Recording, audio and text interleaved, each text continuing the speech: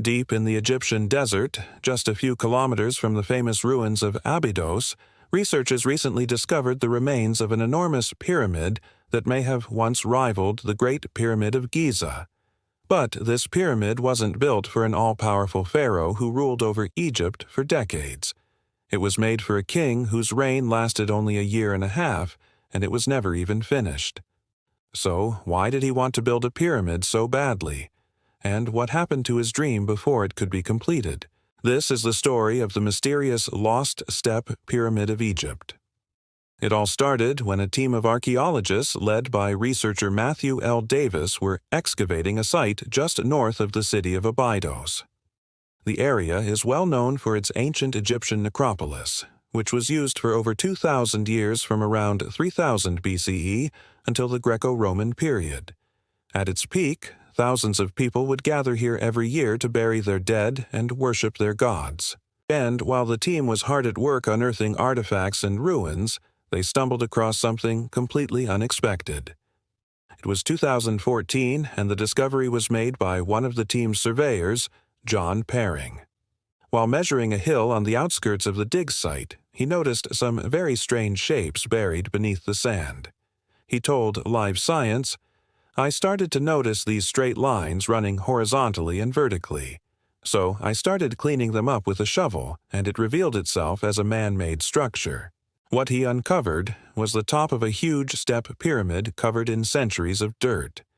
The team was shocked to see such a monumental structure hidden in plain sight, and what made it even more surprising was that nobody had any idea it was there. The pyramid was first mentioned in historical texts from the early 20th century, but no one ever thought to look for it. Nobody knew exactly where it was or how big it actually was. After carefully brushing away the sand and silt, the team could see that the pyramid had been deliberately buried long ago. It was intentionally covered in dirt and then forgotten about. Researchers still don't know why this happened, but it was most likely done to preserve the pyramid and protect it from looters. When the team began excavating the structure in earnest, they found that it measured around 117 meters on each side and originally stood 51 meters tall. The structure was also T-shaped, like many other pyramids built throughout Egypt. Each of its four sides sloped upwards and met at a central point. However, unlike the smooth-sloping sides of the pyramids built at Giza, this one was made up of several steep steps. It was also much smaller than the nearby pyramids at Abydos, which were built for kings who reigned for much longer than the pharaoh whose tomb it was intended for. Researchers quickly realized that the small pyramid had belonged to King Nimebiscor, who took the throne in 2346 BC and died only 2 years later. Incredibly, not a single artifact or inscription has ever been found with his name on it. Even the pyramid bears no markings or hieroglyphics except for those found inside its buried chamber. This means that almost everything we know about him has been gleaned from other texts written by pharaohs who came after him. Unfortunately, this makes it hard to piece together the full story because later pharaohs weren't always truthful when talking about their predecessors. They often tried to erase any mention of rulers who came before them and rewrite history to make themselves look better. Even though Nimebis III's reign was short, he was still considered a legitimate pharaoh, and his pyramid was built near the other royal tombs at Abydos. It was only meant to be a few stories high, but researchers believe that it would have looked similar to the bent pyramid of Khufu, which was abandoned during construction. Like other pyramids built in Egypt, the Lost Pyramid was meant to symbolize the sun god Ra and act as a stairway to the heavens. According to some reports, the architects of the pyramid planned to make it even taller than the Great Pyramid of Giza. But construction was stopped halfway through. It's unclear why the project was abandoned, but researchers have a few theories. It might have been because the pharaoh died unexpectedly and his successors didn't care to finish his pyramid. Or it could be that his death caused political instability and threw the kingdom into chaos. Either way, whoever was in charge decided to stop the construction and bury the pyramid under a hill. Then they covered it with silt and planted crops on top. For centuries, the mound was used as a burial ground and nobody knew that the pyramid was even there. Researchers are now trying to figure out why the pyramid was abandoned and who was responsible for covering it up. They also want to know if anything was ever placed inside the structure before it was buried. Although nothing has been found yet, they hope to uncover more clues as they continue excavating the site. As researcher Matthew L. Davis said, "We're really at the very beginning stages of understanding this monument. As you can imagine, excavating a pyramid that's been covered in dirt for thousands of years isn't easy. Not only is it dangerous, but it's also extremely time-consuming. That's why it's taken so long for researchers to learn more about the lost pyramid. But they've made some interesting discoveries along the way. For example, they found that the entrance to the pyramid's burial chamber was sealed with a giant stone plug. On one side, the plug had a relief of the Eye of Horus, an ancient Egyptian symbol of health, protection, and good order. These symbols were often carved onto coffins, temples, and other important structures, but nobody knows exactly why. Some scholars think it was meant to ward off evil spirits or bring good luck to anyone who saw it. Others believe it represented the sun god Ra and his all-seeing gaze. Whatever its meaning, the Eye of Horus was considered a powerful symbol in ancient Egyptian culture and was often used to protect important people and places. Inside the burial chamber, researchers found more fascinating relics, including a statue of Bastet, the cat goddess. She was usually depicted as a woman with the head of a cat and was associated with fertility, motherhood, and magic. Archaeologists also found a relief of Anubis, the god of the dead. He was often shown as a man with the head of a jackal and was responsible for guiding souls through the underworld. These finds suggest that the pyramid was meant to be a place of worship as well as a tomb. It was probably used to honor the gods and protect the pharaoh's soul as it made its way to the afterlife. But perhaps the most intriguing discovery was made by archaeologist Sarah Parcak. Using a special camera that takes pictures beneath the surface of the earth, she was able to see the outlines of rooms and passages that had been buried for thousands of years. These chambers were too small to hold coffins, so they probably served as storage rooms or were used for rituals. One of the rooms even had strange markings that looked like ancient Egyptian hieroglyphics. This was incredibly exciting because it suggested that the pyramid might contain some kind of secret passageway or hidden chamber. Unfortunately, researchers haven't been able to confirm this yet, but it's possible that they'll find something even more amazing as they continue excavating the site. It's also possible that the pyramid was built as a kind of memorial rather than a tomb. There's evidence that the pharaoh's body was mummified and buried elsewhere, and that his pyramid was built to commemorate his life instead of commemorating his death. This is supported by the fact that the structure is much smaller than the other pyramids at Abydos, and does not contain any traditional burial chambers. Whatever the case may be, it's clear that the lost pyramid was much more than just a simple tomb. It was a monument to the pharaoh's legacy and a symbol of his power and wealth. When researchers finally uncover all of its secrets, we'll have a better understanding of ancient Egyptian culture and the pharaohs who ruled over Egypt so long ago. Thanks for watching. If you enjoyed this video, be sure to subscribe and check out our other videos about ancient Egypt. And let us know in the comments below what you would like to see next. Archaeologists in Sweden recently made a ghastly discovery. They found human skulls that had been mounted on stakes and then dumped into a lake. And while archaeologists are still trying to piece together the puzzle of what this means, there's one thing we know for sure. It was no accident. This is the story of the Tomb of the Sunken Skulls. And now back to our story. It was during the summer of 2022 when archaeologist Henrik Williams with the University West in Sweden and his team were excavating the bottom of Lake Vänern. That's a really big lake, by the way. It's the third largest lake in Sweden and the seventh largest in Europe. The archaeologists weren't just digging around in the dirt at the bottom of the lake for fun either. They were actually looking for something very specific: ancient shipwrecks. Now, normally, discovering a shipwreck is exciting enough. Shipwrecks can give us loads of information about how people lived and traveled long ago. But the archaeologists weren't searching for just any shipwrecks. They were searching for those from the Viking Age. That's a period of history from the 8th to the 11th centuries AD, during which the people known as the Vikings were at their most powerful. These seafaring warriors would raid along the coasts of Europe, pillaging villages for supplies and treasure. They also established trading routes all across northwestern Europe and even North America, sailing across the Atlantic Ocean long before Christopher Columbus was even born. But the Vikings weren't only brutal raiders and traders, they were also explorers, adventurers, and settlers. They established numerous settlements in areas like Britain, Ireland, France, Greenland, and Iceland. In other words, the Viking Age was an exciting time to be alive, but probably not if you were one of their victims. But this particular archaeological dig wasn't going to focus on ships. Instead, they were looking for the remains of people who had lived and died during the Viking Age.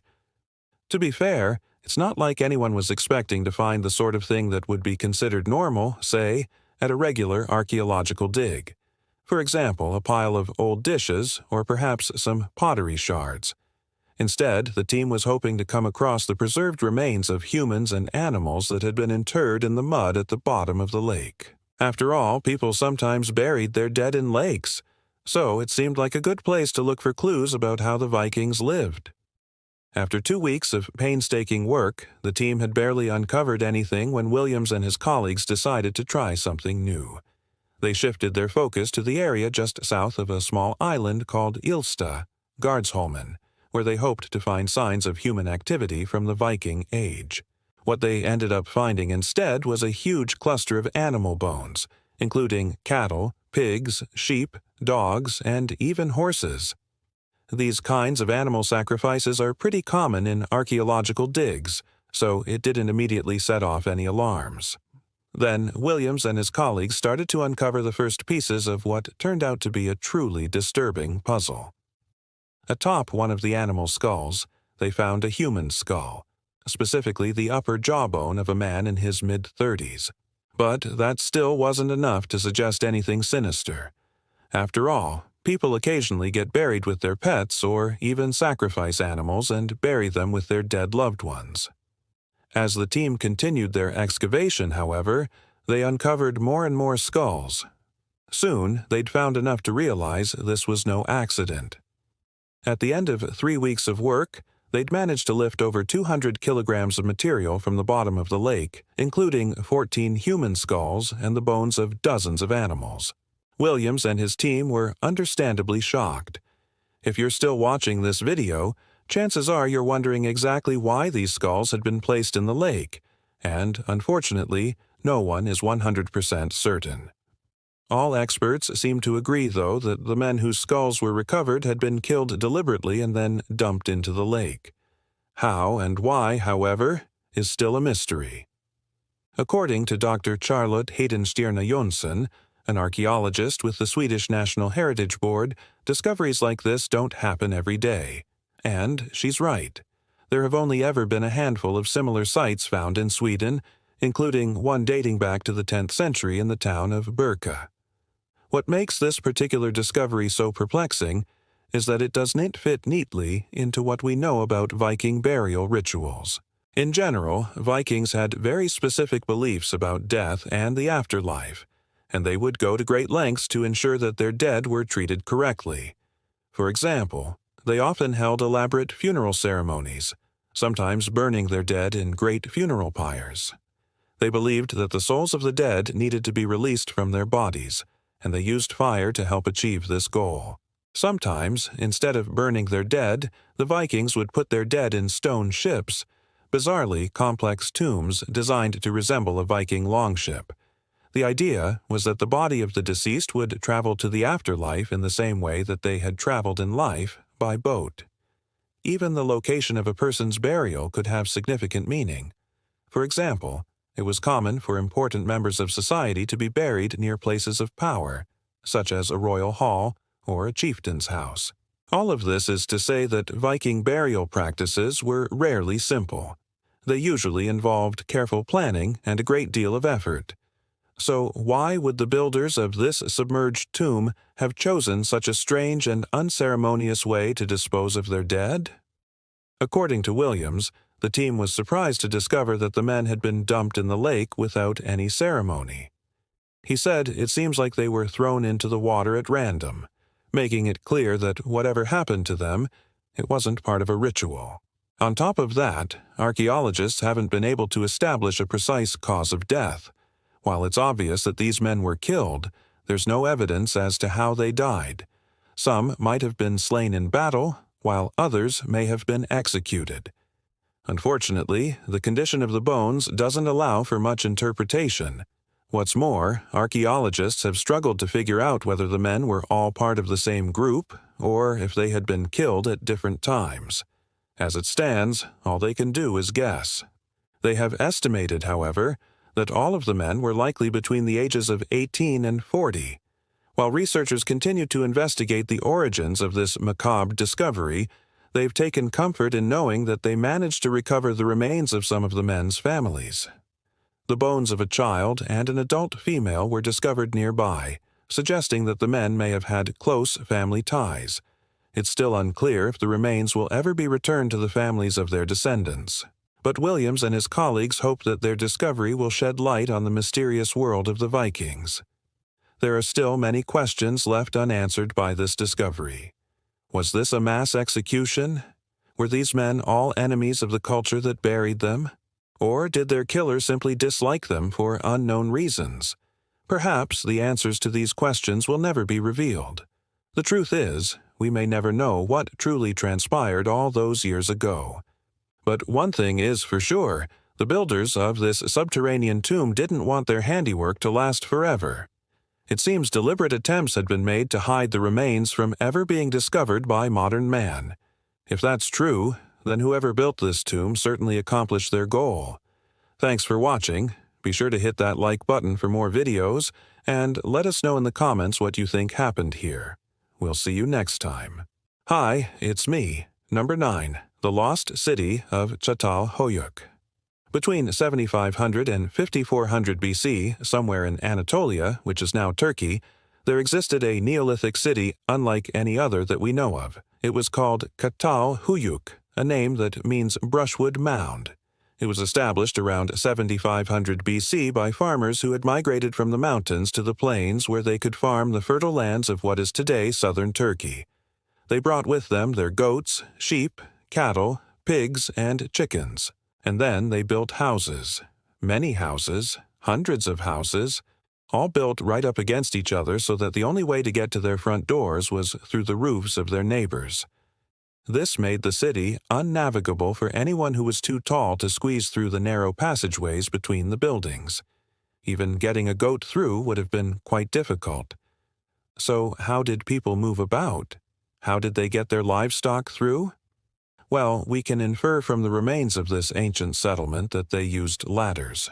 They would set up ladders on the outside of the houses and climb up to the roofs to go from one house to another.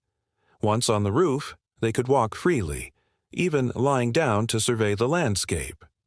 The roofs were flat, wide spaces with areas for cooking and eating.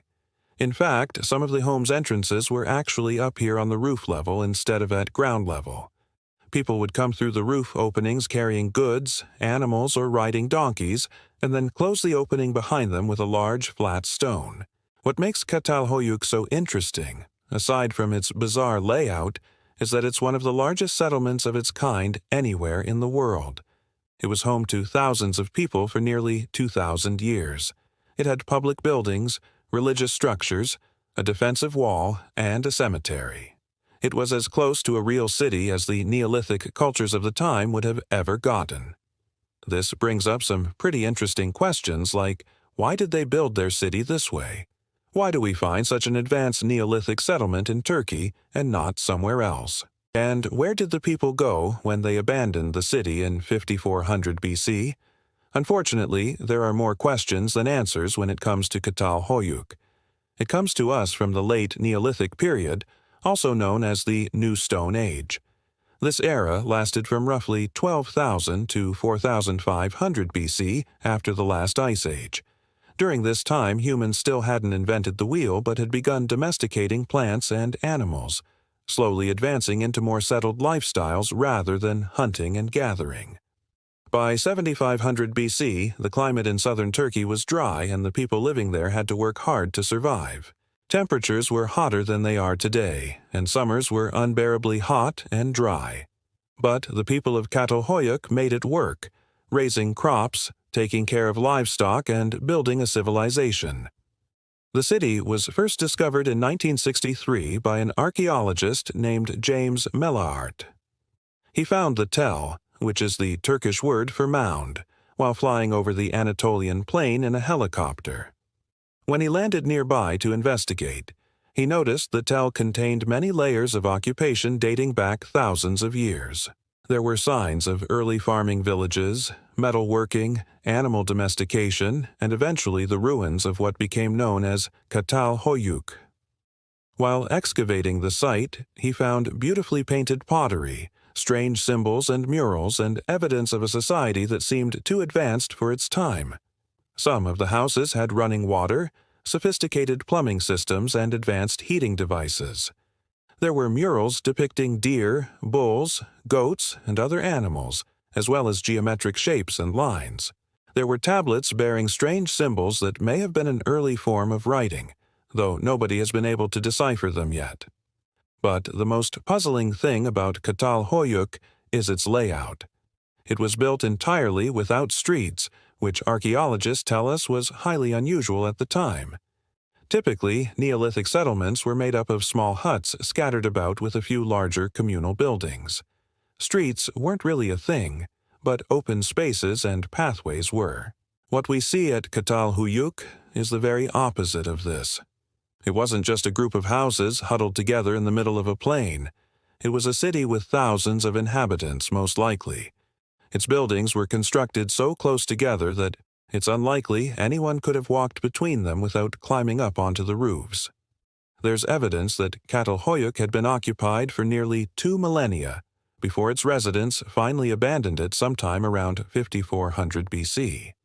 It was during the later stages of the Neolithic period that Çatalhöyük reached its peak. At its height, it may have had as many as 8,000 residents living in 1,200 houses, making it the largest settlement in the region at the time. It was surrounded by a massive mud brick wall measuring 3 kilometers around, and this defensive structure was built of sun-dried mud bricks and was over 10 meters thick. It had watchtowers every 50 meters and a gate in the center, although it's unclear whether the gate was ever finished. Archaeologists aren't sure if the wall was built to keep people out or to keep people in. After all, there were no signs of violence or destruction when the city was eventually abandoned. Inside, the city walls were buildings used for religious ceremonies, shrines with statuesque heads carved from limestone and benches made from the skulls of bulls and other animals.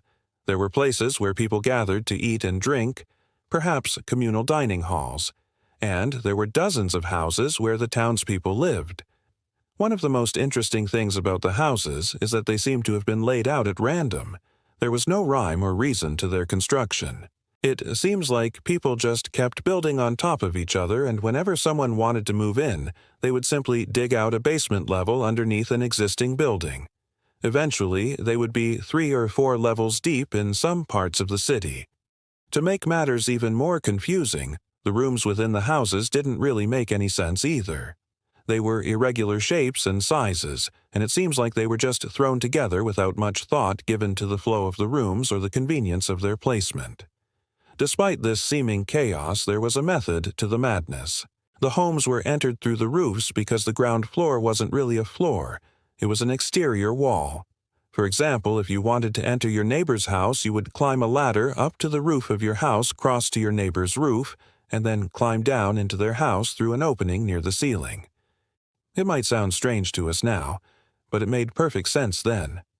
The ground floor was too low to be of any practical use. It was largely underground, and it wasn't big enough to maneuver in comfortably. The rooftops, however, were wide and spacious. They were on the same level as each other, and they had plenty of room for people to move about, even with ladders. So far, archaeologists have uncovered 2,500 houses at Çatalhöyük. They've also found a fountain and several workshops, as well as evidence of metalworking and ceramics.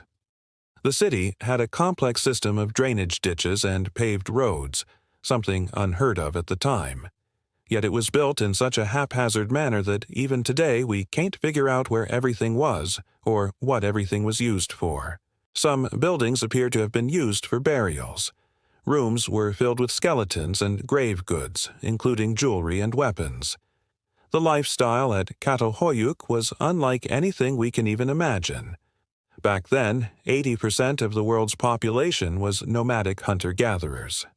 Only 20% of the population lived in settled agricultural communities.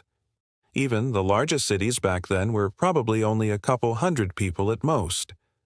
Çatalhöyük was different. It had a permanent population of thousands of people who farmed the land and raised livestock. They had a social hierarchy with elites who lived in larger houses and had more resources than the average person. They had advanced technology for their time, including metal tools and weapons. They had religious beliefs that were centered around fertility and the cycle of life and death. They had festivals and celebrations, art and music, families and clans, politics and government. It was a real city with a real culture, a real history. And then, one day, it was completely abandoned. Nobody knows why. Archaeologists think it may have been due to climate change or a natural disaster like a flood or an earthquake. But these are only guesses. What we do know is that around 5400 BC, the people of Çatalhöyük picked up and left. They took their belongings, their animals and their traditions and moved somewhere else. To this day, nobody knows where they went. If you liked this video, be sure to check out the one on the mysterious lost city of Heraklion next. Thanks for watching. See you next time. On the northwestern coast of Turkey, overlooking the Mediterranean Sea, is a small village called Ugarit. It's quiet now, just a small community enjoying the scenery and the sunshine. But over 3,000 years ago, it was the home to a major city. And that city was home to one of the most important archaeological discoveries ever made: clay tablets that preserve one of the world's oldest written alphabets. It all started when the French archaeologist René Dussaud came to Ugarit in 1929. He and his team began excavating a series of ancient ruins, and they hoped to find something interesting. But what they found shocked them. In a building near the city walls, they uncovered a large number of clay tablets. At first, they thought these were ordinary pieces of pottery. But when they brushed off the dirt, they realized that there was writing on them.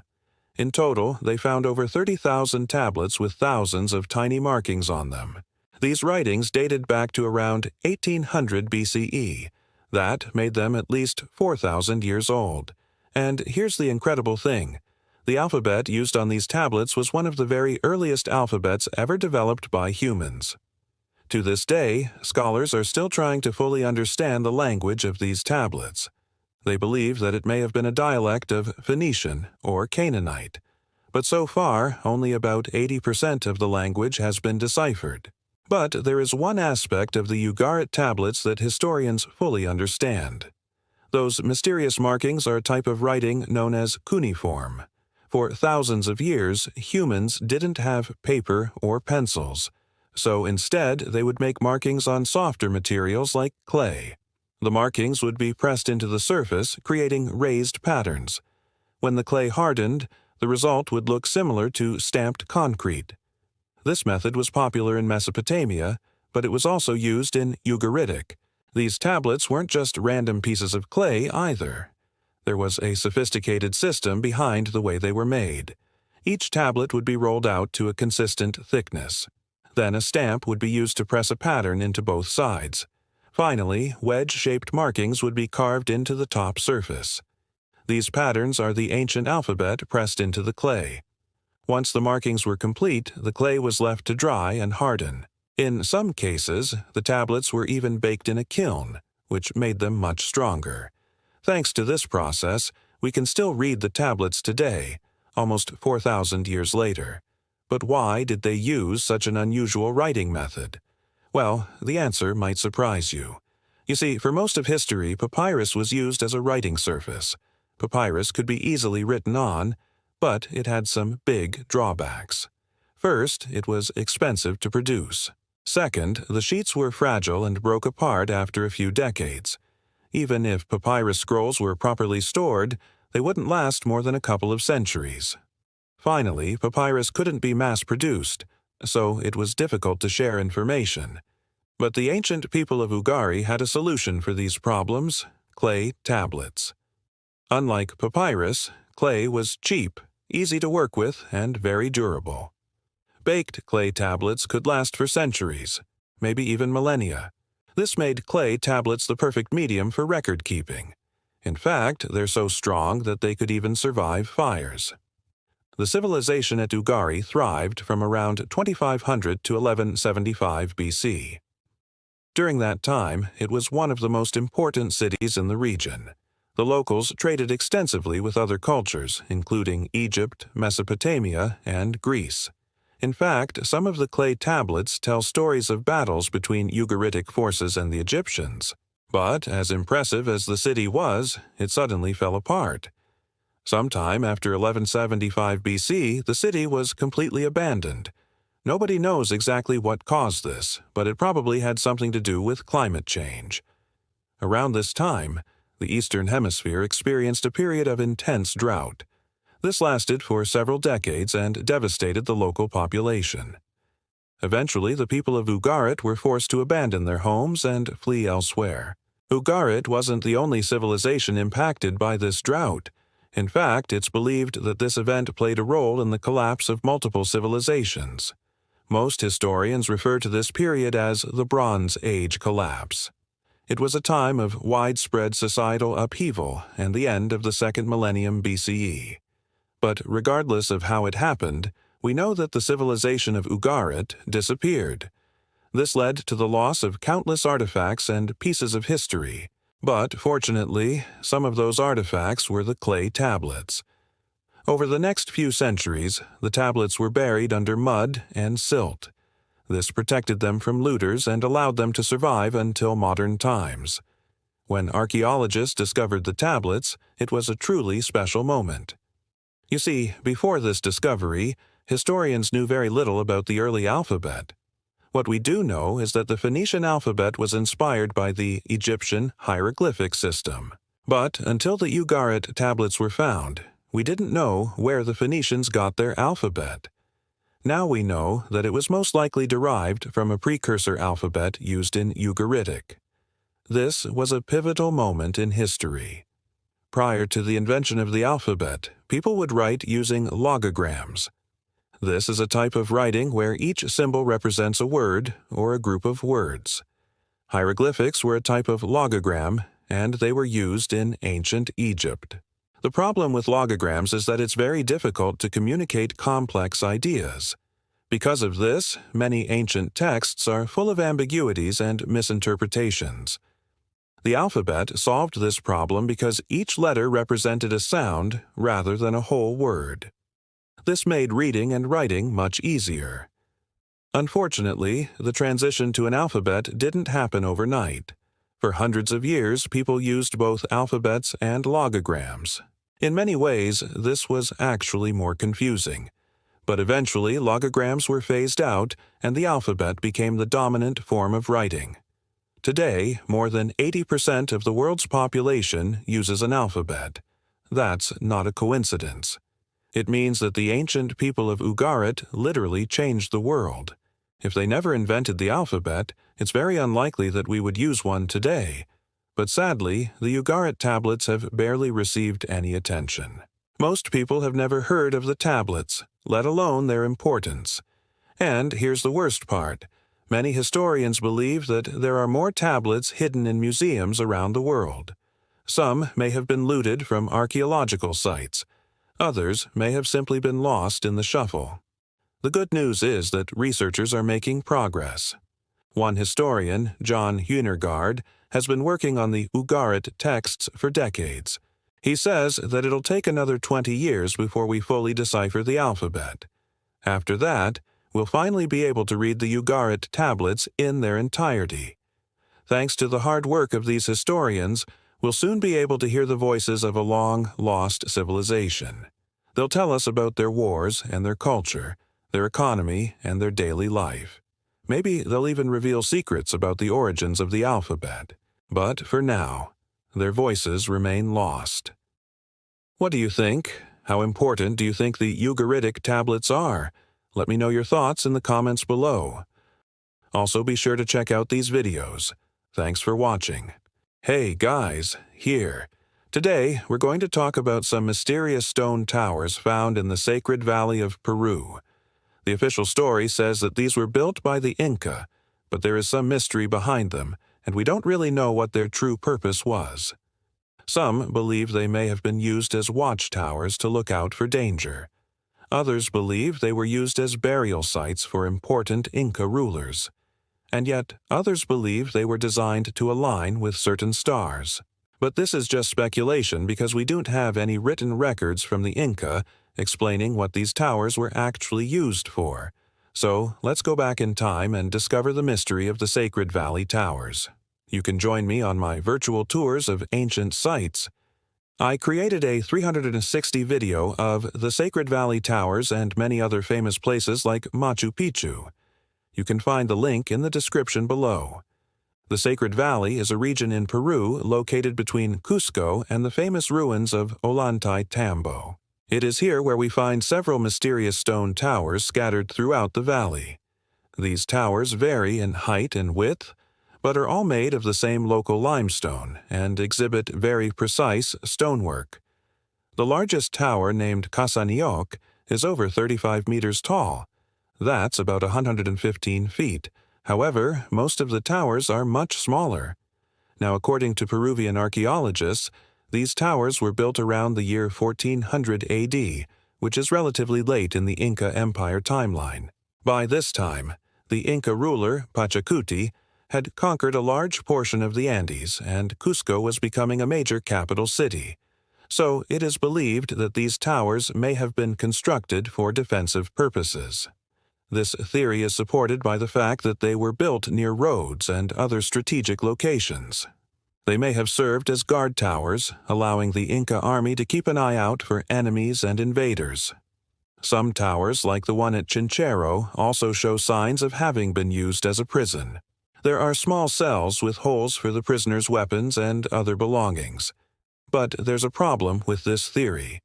The Inca army didn't use catapults or battering rams, so why would they need watchtowers? Also, the Inca used a knotted rope system called quipu to record numerical data. They never used a written language.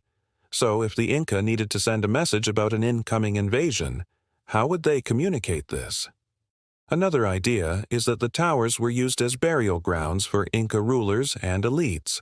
This is based on the discovery of human remains found inside some of the towers.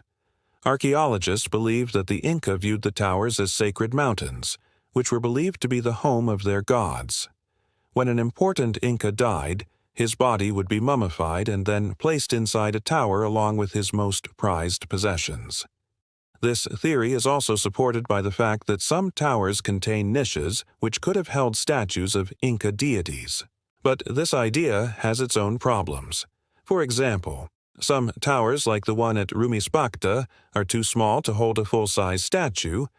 Also, if these towers were used as tombs, why would they be built in remote areas far away from the royal palaces? This brings us to another theory, which is that these towers were used as star markers, aligning with constellations important to the Inca. This is based on the fact that many of the towers are aligned with cardinal directions and astronomical events. For example, the tower at Rumispacta aligns with the solstices, while the tower at Quichua Casani aligns with the Southern Cross constellation. This theory is supported by the fact that the Inca were known to be excellent astronomers, and many archaeological sites throughout the Andes align with important stars and constellations. However, there is no physical evidence to support this theory. No astronomical instruments have been found near the towers, and there are no Inca writings or artifacts that mention them. Another problem with the star marker theory is that some towers like the one at Moray do not align with any astronomical phenomenon. Plus, if these towers were used to track the stars, why are they built so close to the ground? The Inca could see the stars just fine without any towers. Then another idea is that the towers were used for agriculture. According to this theory, the Inca planted crops on top of the towers. The Inca were masters of agriculture and used terraces, irrigation, and other techniques to grow food on the steep slopes of the Andes. But this idea doesn't make much sense either, because the towers are too small to grow anything on top of them. And even if you could grow something on top of them, the soil is too thin to provide enough nutrients for plants to thrive. So you're probably thinking that there is no answer to this mystery, that we will never know what these towers were used for. Well, maybe you're right. But this is where the fun begins. What do you think these towers were actually used for? Let me know your ideas in the comments. Now let's take a closer look at each of the towers, starting with the largest one named Kasani. This tower is located near the village of Kasani in the Urubamba Valley. It is the tallest of the towers, standing over 35 meters tall, and is also the widest. The tower consists of 5 levels, each separated by a stone cornice. There are also several niches built into the tower which could have held statues of Inca deities. Archaeologists believe that the tower was constructed during the reign of Pachacuti, who ruled from 1438 to 1471. The tower is aligned with the central doorway of the Temple of the Sun at Machu Picchu. Some have speculated that the tower may have been used to align with the winter solstice, but this is not certain. The second largest tower is located in the village of Rumispacta. This tower is smaller than Kasani, standing only 24 meters tall, but is much more well-preserved. The tower consists of 4 levels, and there are 2 sets of stairs leading to the top. The main entrance to the tower is decorated with an arch, and there are several niches built into the tower. This tower aligns with the summer solstice, but it doesn't line up with any stars or constellations. The third tower is located at the archaeological site of Moray. This tower is unique in that it has 6 levels and is the only one that does not have stairs leading to the top. Instead, there is a hole in the center of the tower which may have been used to hoist people to the top. This tower contains several niches and is aligned with the cardinal directions. However, it does not align with any astronomical phenomena. Next is the tower at Quichua Kasani. This tower is similar to the one at Rumispacta in that it has 4 levels and 2 sets of stairs leading to the top. The main entrance is decorated with a lintel, and there are several niches built into the tower. This tower aligns with the Southern Cross constellation, but it doesn't line up with any solstices. Finally, there is the tower at Chinchero. This tower is smaller than the rest, standing only 18 meters tall. It has 3 levels and a small cell with a hole for a prisoner to put his head through. This tower is unique in that it has a staircase on the outside of the tower, which leads to a flat roof. There are several niches built into the tower, and it aligns with the summer solstice. As you can see, each tower is unique in its design and purpose. Some of them align with important astronomical events, while others seem to have no astronomical connection whatsoever. Some were probably used as watchtowers or prisons, but there is no way to know for sure what they were all used for. What do you think these towers were actually used for? Do you think they were used as watchtowers, as tombs, or something else entirely? Maybe the Inca knew things that we are just now beginning to understand. If you enjoyed this video, please hit the like button and subscribe for more videos about ancient ruins. And check out my 360 videos on my channel. I have videos of the pyramids of Teotihuacan, Machu Picchu, and many other famous places. Thanks for watching. See you next time. Hi, it's me, number 5, the largest sunken city in the world. In today's video, we are exploring the unbelievable discovery of the largest sunken city in the world. But before we begin, have you guys subscribed? Click that subscribe button so you never miss an upload. And now let's dive in. 4,000 years ago, Egypt was a thriving civilization. At its peak, they controlled one of the largest navies in the Mediterranean, and their influence stretched across 3 continents. They had close ties with the Greeks and the Phoenicians, and they were known for their incredible wealth. It was during this time that Egypt built one of the most important ports in the region. The harbor acted as a gateway between the riches of the East and the markets of the West. But after centuries of prosperity, the city was lost to the seas.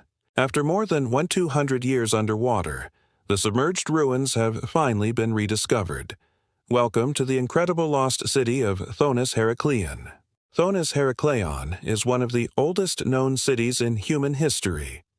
The settlement first appeared around 3200 BC, and it flourished until the 10th century AD. Over the course of its existence, the city was known by many names including Tanis, Thonis, and Heracleion. The ancient port city was strategically located near the mouth of the Nile Delta, and was built at the edge of a natural harbor. Because of its prime location, Tunis became one of the largest trading hubs in the Mediterranean. Egyptians, Greeks, Romans, Carthaginians, and Nubians all settled in the port city. At its peak, the city was home to approximately 100,000 people. Most of the inhabitants were involved in maritime activities such as fishing, shipbuilding, or trade. There were also many merchants and artisans who specialized in creating goods for export. The city's population was incredibly diverse, with people from all over the known world living there. This melting pot of cultures made Tunis a very cosmopolitan place. During the reign of Alexander the Great, the city was renamed Heracleion, in honor of the Greek god Hercules. During this time, the city became a major center for the worship of the god. After Alexander's death, his general Ptolemy I became the first ruler of the Ptolemaic kingdom. He continued to promote the worship of Hercules in the city. The current name of the city, Thonis Heracleion, is a combination of the original Egyptian name and the Greek name given by Alexander the Great. As the capital of the Egyptian Empire, Thonis Heracleion had many impressive buildings and structures. One of the most notable was the Temple of Osiris, which was dedicated to the god of the dead. The temple was built in the 7th century BC and was one of the largest and most important religious sites in the city. Another impressive structure was the lighthouse of Thonis Heracleion, which was one of the tallest and most impressive lighthouses in the ancient world.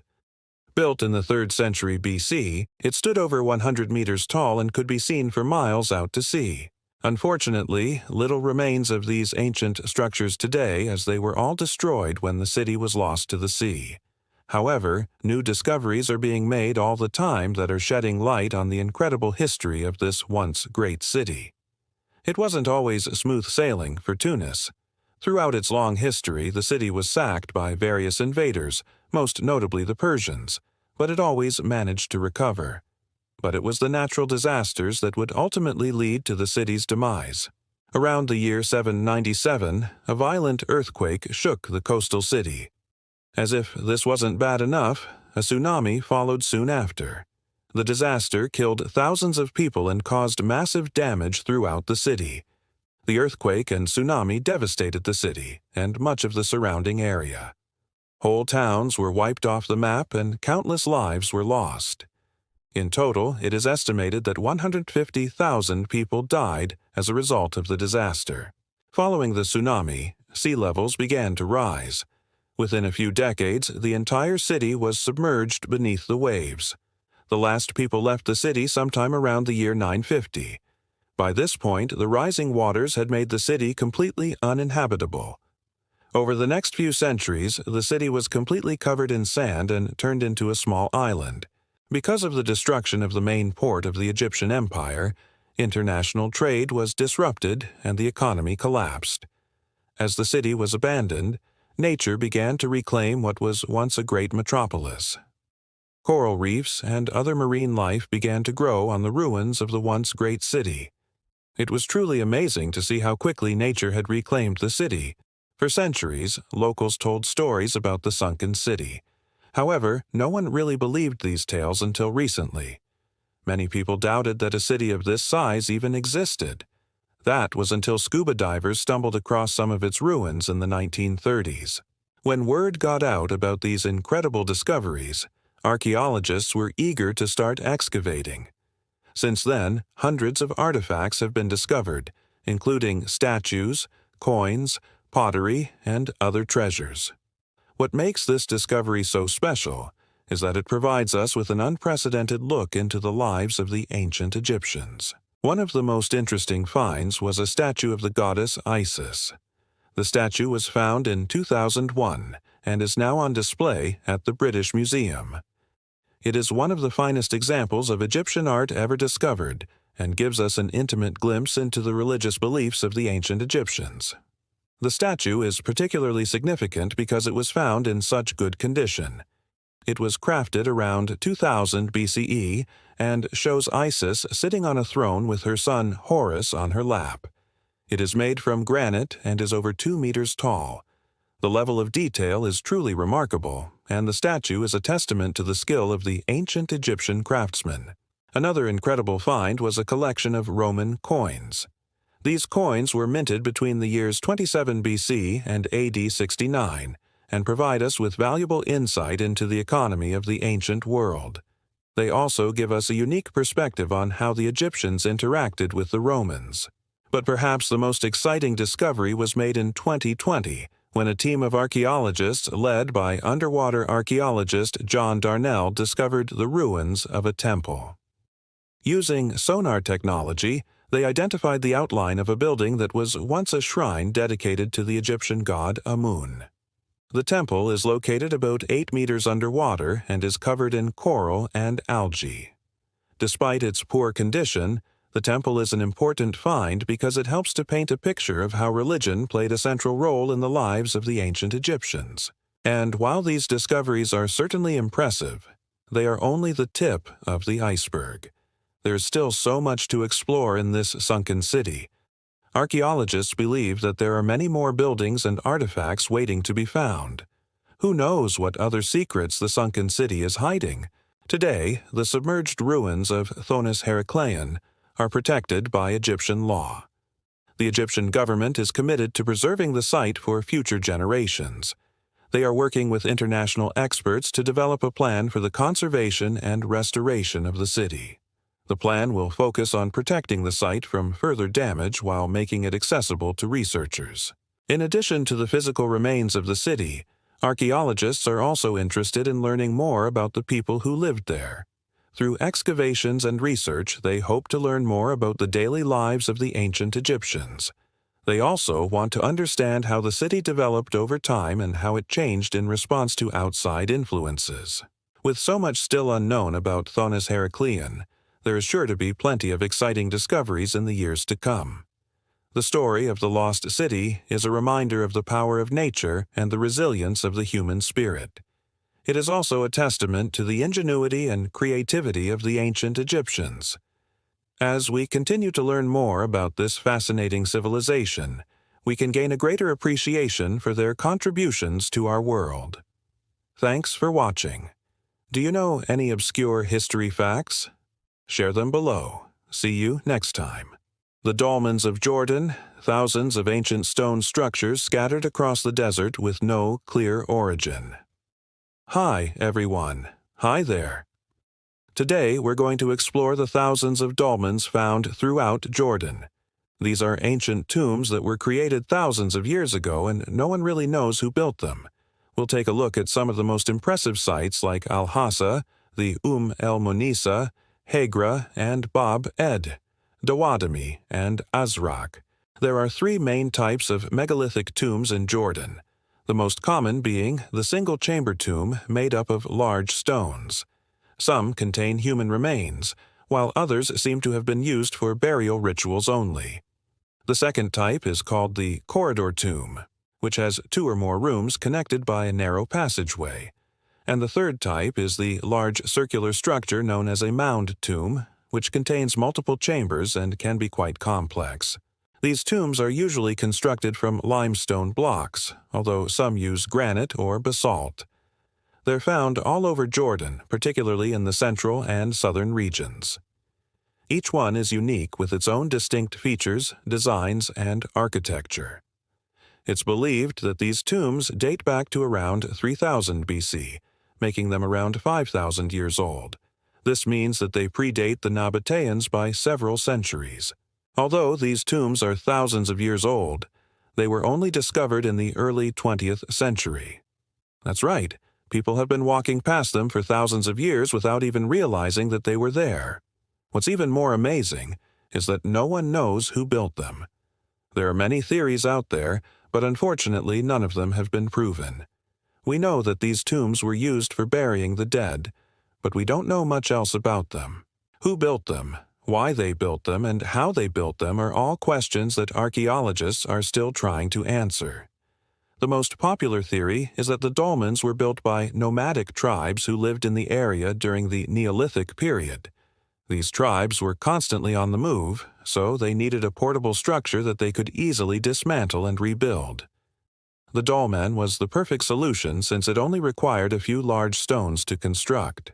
Plus, its simple design meant that it could be built quickly without much effort.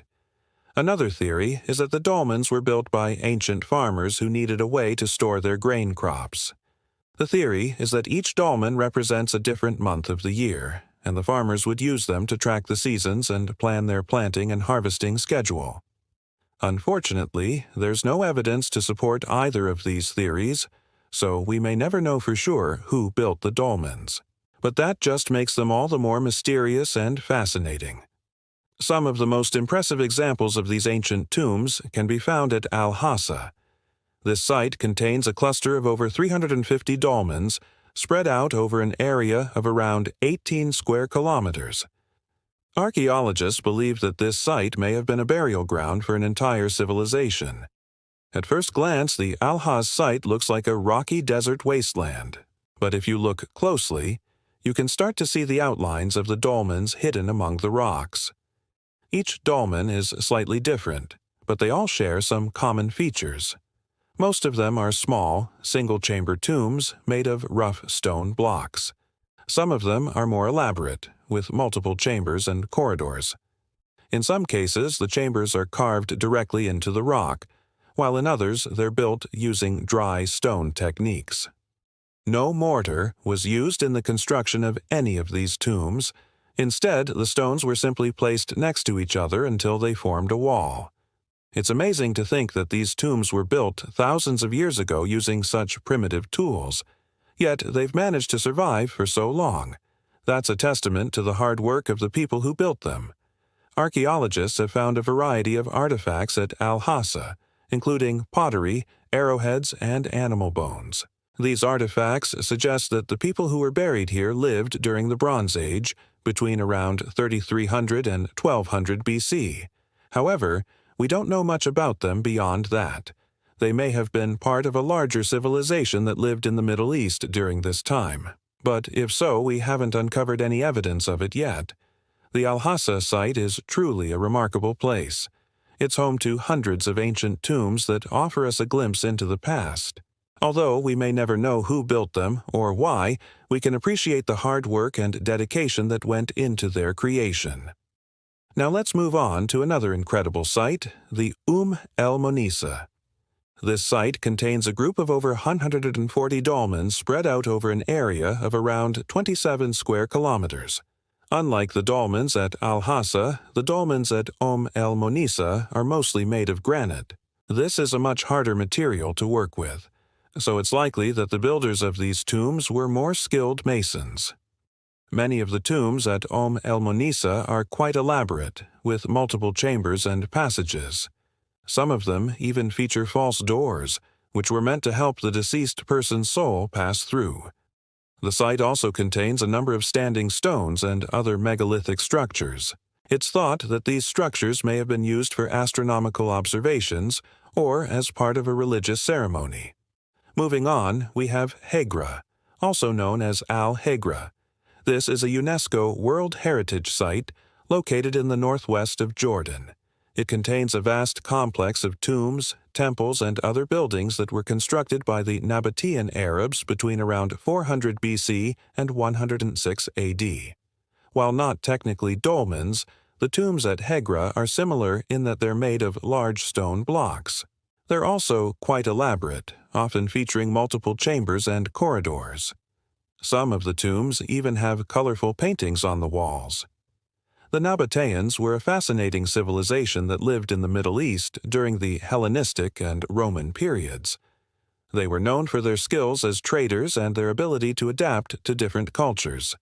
The tombs at Hegra reflect this cultural fusion, as they combine elements of Nabatean, Greek, and Roman architecture. Unfortunately, the Nabatean kingdom was short-lived. By the 2nd century AD, the Roman Empire had conquered the region and the Nabatean king was forced to flee. Hegra was abandoned, and the once great city fell into ruins. Today, visitors can explore the ruins of Hegra and get a glimpse into the fascinating history of the Nabatean kingdom. Finally, let's take a look at 2 more sites, Bab Ed, Dawadimi, and Azraq. These sites are both located in the Azraq Wetland National Park, which is home to a variety of plant and animal species. The park is also home to a number of dolmens, although they aren't as well preserved as some of the other sites we've seen. Despite their poor condition, the dolmens at Bab Edu, Dawadimi, and Azraq are still fascinating to archaeologists because they offer a glimpse into the prehistory of the region. As you can see, Jordan is home to thousands of dolmens. Each one is unique and offers us a glimpse into the country's rich history. Although we may never know who built them or why, we can appreciate the hard work and dedication that went into their creation. If you enjoyed this video, please leave a comment below. Thank you. Deep in the Bolivian Andes Mountains, 13,000 feet above sea level and hidden among towering snow-capped peaks, lies an archaeological site that has captured the imagination of scientists, historians, and adventurers alike. Here, amidst the rugged terrain, perfectly preserved mummies have been discovered, some with skin still intact. These enigmatic remains are known as the Sajama mummies. But who were they? What secrets do they hold about our past? And why does their discovery challenge everything we thought we knew about ancient civilizations? Join us as we explore the captivating world of the Chibcha people and uncover the mysteries surrounding these remarkably well-preserved mummies from the mountains of Bolivia. Welcome back, everyone. Today, we will travel to the remote mountains of Bolivia to learn about the mysterious Chibcha people and the intriguing story behind their perfectly preserved mummies. Our journey takes us to the Sajama region, home to the Sajama National Park, which is also the largest protected area in Bolivia. It covers an impressive 6,000 square kilometers of land, offering a glimpse into the country's rich biodiversity. The park's name pays homage to the majestic Mount Sajama, Bolivia's highest peak at 21,400 feet. The discovery of the mummies adds another layer of intrigue to this already captivating region. Imagine standing in the heart of the Bolivian highlands, surrounded by snow-capped mountains that seem to touch the sky. The air is crisp and thin, carrying with it the whispers of ancient secrets waiting to be uncovered. This is the setting where these fascinating mummies were found. But how were they found, and what makes them so special? The story of the discovery of the Sajama mummies is shrouded in mystery and chance. In 1996, 2 cavers, Paul Wood and Sue Meadows, embarked on an expedition deep within the caves of the Sierra de las Minas. Little did they know that their exploration would lead to an encounter with the unexpected. As they ventured further into the subterranean labyrinth, they stumbled upon a burial chamber filled with human remains. Among these remains were 2 exceptionally well-preserved mummies, each wrapped in layers of cloth. What caught their attention was the condition of these mummies, which appeared to be in remarkably good shape, seemingly defying the ravages of time. Intrigued and realizing the significance of their find, they carefully excavated the mummies from their resting place and brought them to the surface. With trembling hands, they unwrapped the layers of cloth, revealing 2 figures that seemed frozen in time. One of the mummies was a male, estimated to be around 50 years old at the time of his death, while the other was a female believed to be in her mid-20s. Their features were distinct, showcasing characteristics associated with the indigenous Aymar people who inhabited the region centuries ago. As news of the discovery spread, a team of archaeologists led by renowned expert Andres Empfang arrived at the cave to conduct further investigations. Using scientific dating techniques, they determined that the male mummy was approximately 500 years old, while the female's remains were estimated to be around 1,000 years old. These findings place the mummies in the context of a significant period in Andean history. The discovery of the Sajama mummies raised a multitude of questions about their origins, culture, and the circumstances surrounding their mummification. Who were these individuals? What was their connection to the ancient civilizations that once thrived in the Andes? And how did they manage to preserve so well for centuries? As researchers delved deeper into the mystery, they uncovered fascinating insights into the lives and rituals of the people who lived in the shadow of the mighty Andes. These individuals, believed to be part of the Chibcha or Chipaya civilization, were skilled farmers and herders who adapted to the challenging mountainous terrain. They developed sophisticated irrigation systems to water their crops and domesticated llamas and alpacas to assist with transportation and provide them with valuable resources. The Chibcha people held a deep connection to the natural world, and evidence of this can be seen in the motifs adorning their ceramic vessels and textiles. Motifs such as stylized animals, geometric patterns, and celestial bodies reflected their beliefs and knowledge about the environment that surrounded them. The mummies themselves were adorned with intricate details, suggesting the importance of ritual and ceremony in their culture. One of the most striking aspects of the mummies is the preservation of their physical features. The male mummy, with his strong, weathered face, and the female with her delicate features and long flowing hair, serve as tangible links to the past. Their clothing, made of finely woven textiles, provides insights into the fashion and craftsmanship of the time. The materials used, such as cotton, wool, and feathers, speak to the resourcefulness of the Chibcha people and their ability to utilize the resources available to them. The mummy's state of preservation is nothing short of remarkable. Unlike many other mummies found in regions like Egypt, the Chibcha people did not employ elaborate embalming techniques. Instead, they utilized the dry climate of the Bolivian highlands to naturally preserve the bodies. The caves where the mummies were discovered may have also played a role in their exceptional condition, shielding them from the elements and preserving them for centuries. The discovery of the Sajama mummies has had a profound impact on our understanding of ancient civilizations in Bolivia. It has shed light on the Chibcha people, their way of life, beliefs, and traditions, which were previously shrouded in mystery. The mummies serve as silent witnesses to a bygone era, offering invaluable insights into the cultural tapestry of the Andes. In the remote caves of the Sierra de las Minas, amidst the haunting silence of the mountains, the discovery of the Chibcha mummies continues to captivate the world. These remarkably well-preserved remains are more than just historical artifacts. They are embodiments of our shared human history, connecting us to our ancestors and reminding us of the rich tapestry of cultures that have shaped our world. As we marvel at the intricate details of their clothing, the stories they could tell if only they could speak, and the mysteries they continue to hold, let us pay tribute to the Chibcha people whose legacy lives on in the mountains of Bolivia.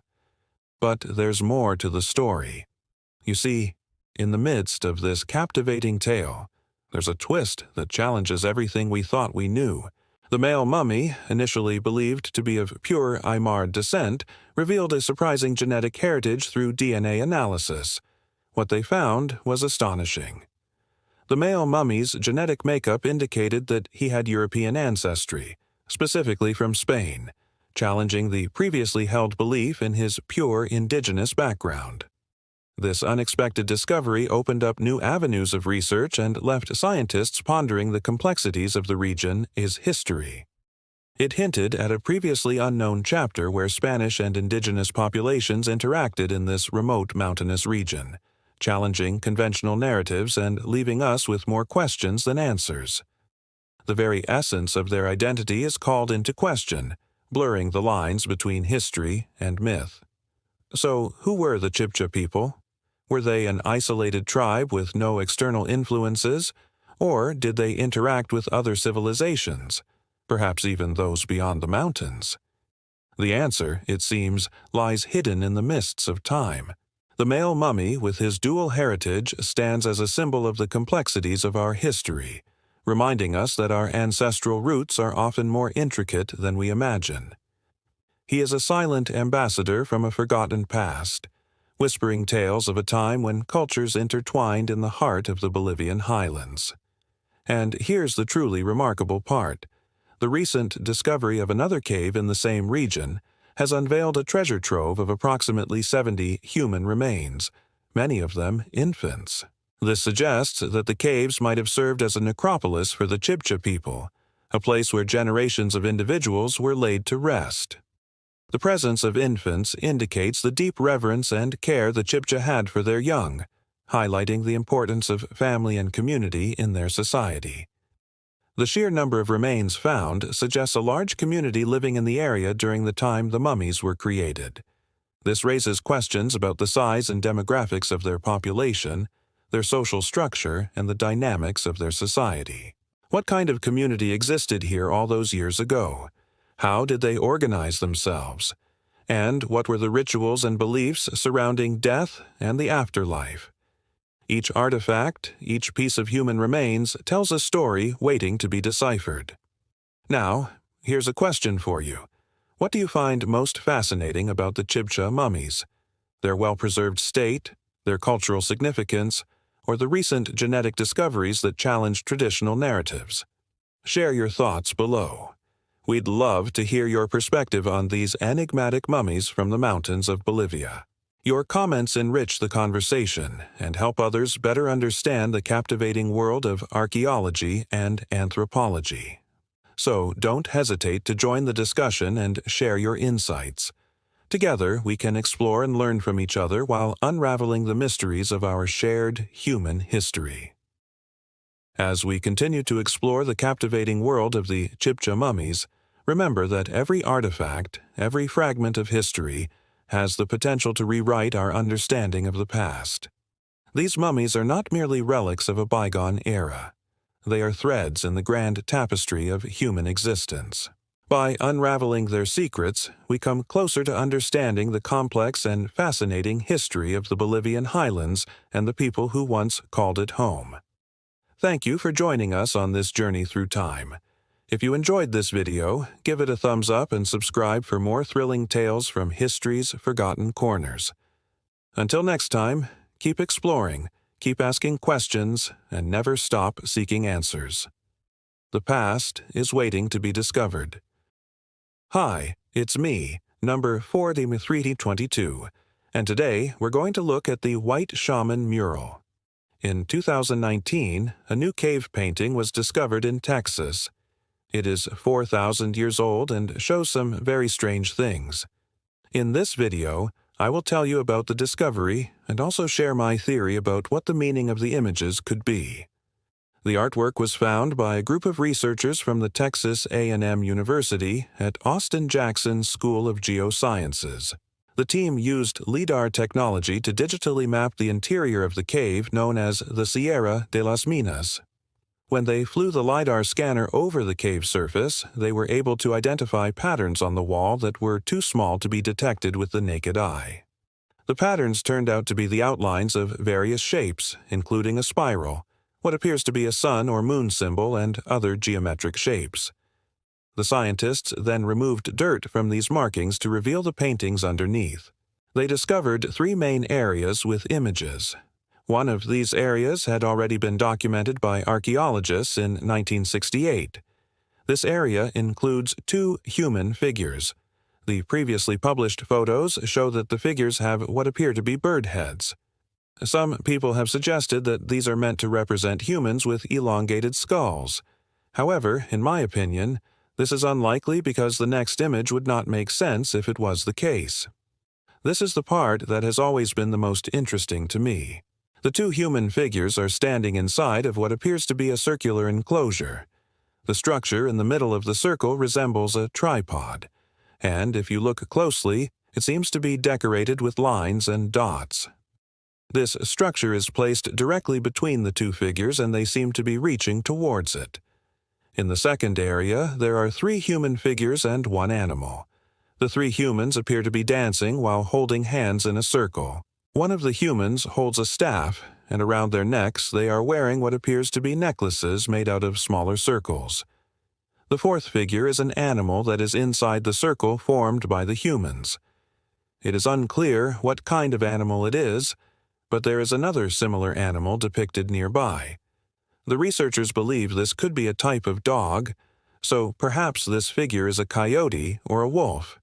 Finally, in the 3rd area, there are 3 human figures and 4 animals. Again, the humans are forming a circle while holding hands. 2 of the humans have what appear to be spears. 2 of the animals are very similar to each other. They have long legs and what looks like a long snout. This makes me think of a dog or a coyote. The other 2 animals are different and have shorter legs and no visible snouts. They kind of look like bears or maybe some type of large feline. Overall, the paintings are extremely interesting, and considering their age, they are also quite remarkable. 4,000 years ago, there were people living in North America who had the ability to create such detailed works of art. As for what the images could mean, I am sure that the researchers are still trying to figure this out. Anything we can say about them right now is just speculation until more evidence comes to light. But here is my theory about what could be happening in the murals. It is pretty clear to me that the humans depicted in the images are shamans. Shamans are people who use a trance-like state to enter the spirit world. They are usually skilled hunters, healers, and they have knowledge of poisonous plants. I believe that the shamans are performing a ritual in the center of a circle. This circle could be an area where the shamanic ritual takes place. It could also be the entrance to the underworld or a portal to the spirit world. The shamans are conducting a ceremony to either enter the spirit world themselves or to help someone else enter. Why do I think that the shamans are conducting a ritual?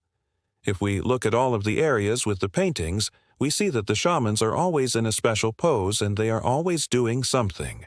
They are not just standing around.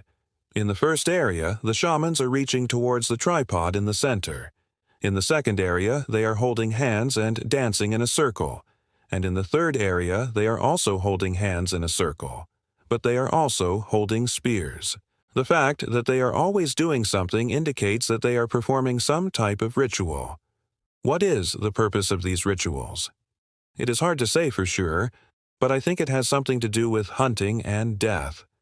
In many cultures throughout history, shamans have played a key role in the community when it comes to hunting and death. This is probably because they have a connection to the spirit world, and the spirits are often seen as helpers in both of these areas.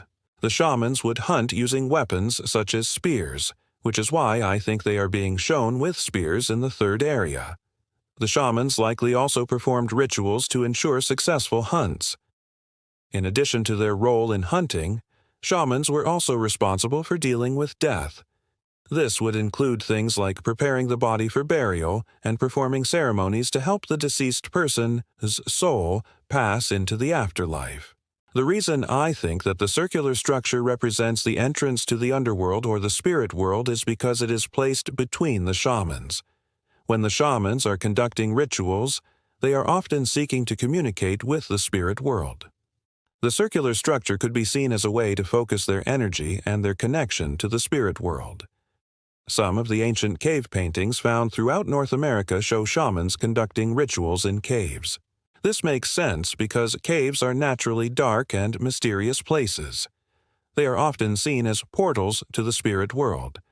Many of the shamans in these paintings are shown with staffs. The staff could be used as a tool to help focus their energy and their connection to the spirit world. It could also be used as a weapon to protect themselves from evil spirits. Many shamans throughout history have been depicted as having animal helpers. These helpers could be in the form of totems or spirit guides. In the ancient cave paintings, the shamans are often shown with animals such as bears, wolves, and deer. These animals were likely important to the local culture, and they held a special significance in the belief system. The animals could represent the power and the strength of the shaman.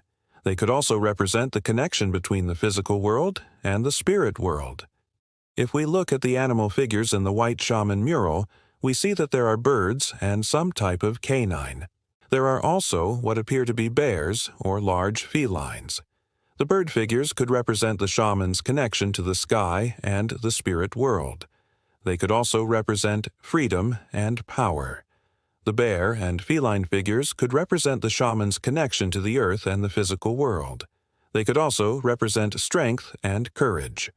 When all of these elements are taken into consideration, we get a picture of the shaman as a powerful figure in the community. They were responsible for important tasks such as hunting and death rituals. They had a connection to the spirit world, and they often used staffs and totems to help them in their work. The White Shaman mural is an amazing piece of artwork. It gives us a glimpse into the beliefs and practices of a culture that lived in North America 4,000 years ago. We may never know for sure what the mural means, but that doesn't stop us from trying to understand it. I hope that my theory helps to shed some light on this fascinating piece of history. Thanks for watching.